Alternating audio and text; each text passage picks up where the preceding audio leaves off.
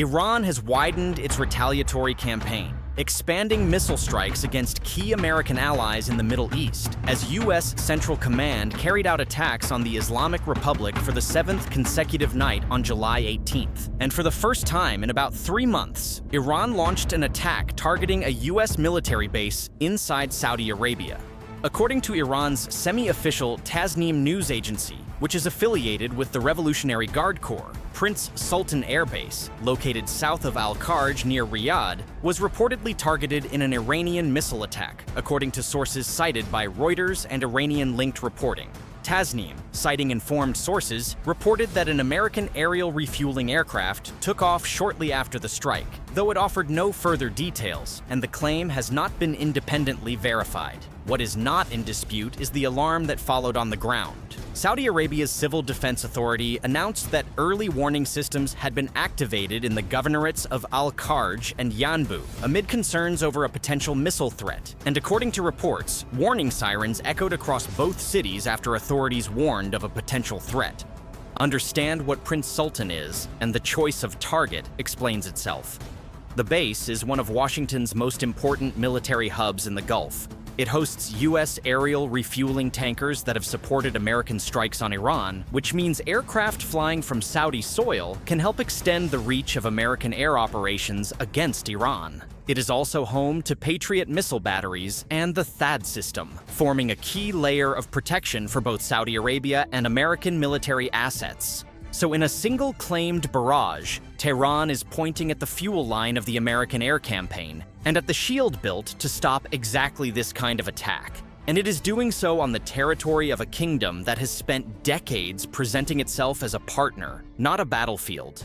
This is not the first time Prince Sultan has found itself in Iran's crosshairs. During the previous round of fighting, Iran previously claimed missile and drone attacks targeting the base. A previous attack injured U.S. service members, while Tehran also claimed damage to American aircraft, including an E-3A AWACS, claims Washington did not fully confirm, with multiple aerial refueling aircraft also reportedly hit. But the images that followed became the face of Iran's retaliation, and they carried a message Tehran wanted no denial to erase. The kingdom's skies are no longer a safe rear area. By reportedly targeting Saudi Arabia once again, Tehran appears to be widening the battlefield and increasing pressure on the Trump administration while demonstrating that America's regional allies remain within reach of Iranian missiles. And Saudi Arabia was not alone.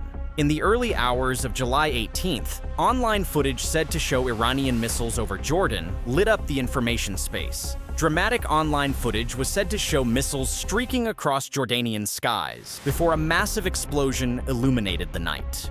Jordanian authorities have not officially confirmed any new impact, casualties, or damage from the latest attack. But the strike on Jordan carries enormous strategic weight. The country hosts Prince Sultan Air Base, a major hub for U.S. military operations, and a base that has hosted American F-35 fighter jets and other U.S. aircraft. And Iran claims it has repeatedly targeted the base throughout the week. Yet despite footage appearing to show Iranian missiles crossing Jordanian skies, Jordan has repeatedly said its air defenses intercepted incoming Iranian missiles. On July 17th, Iran made an even more explosive claim. The Revolutionary Guard Corps claimed to have destroyed several American fighter jets and aerial refueling aircraft in Jordan, while inflicting serious damage on many more. The IRGC also urged Jordanians to reject what it called the aggressive American presence inside the country. According to the Guards, the assault came in 2 waves, as part of the 14th phase of Operation Nasr II, framed as retaliation for a 6th consecutive night of U.S. strikes. But Jordan tells a very different story.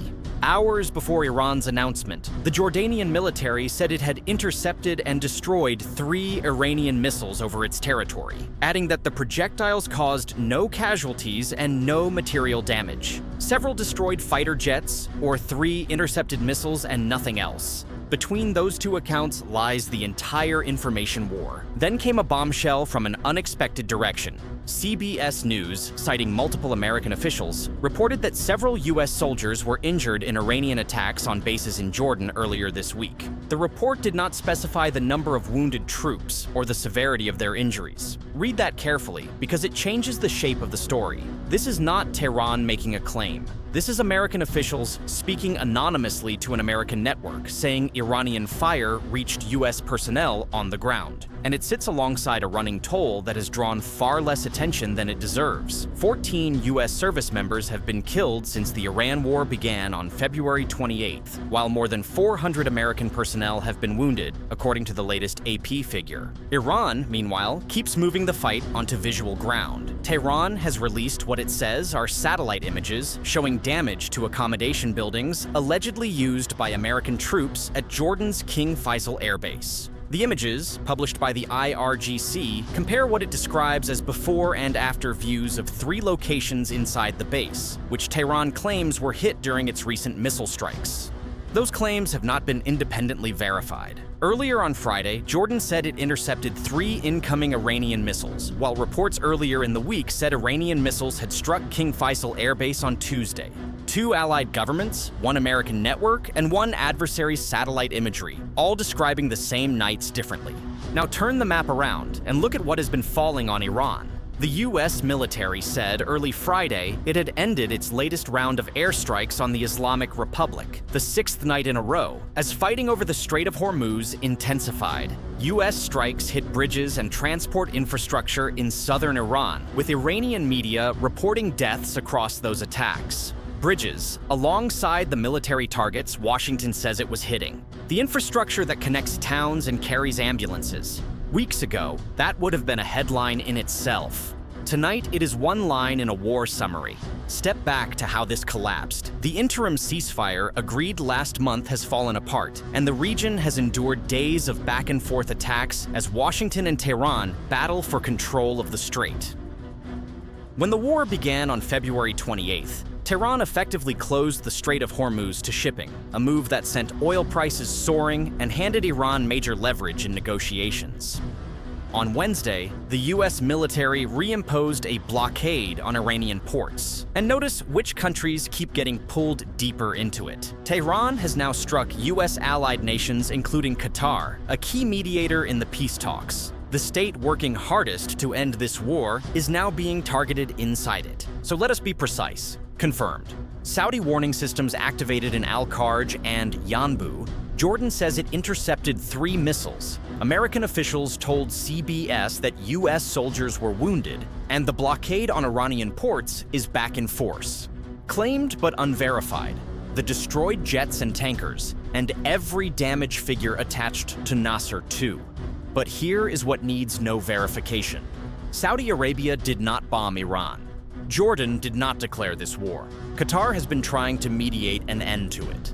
Yet tonight it is Riyadh's sirens, and Amman's night sky absorbing the consequences, because each of them hosts the machinery of a campaign decided in Washington. And when Iran answers, it does not answer in Washington. It answers where the aircraft are parked. That is the arrangement these governments accepted long ago. And this is the week the bill arrived. The world is watching, and so far, neither side is blinking.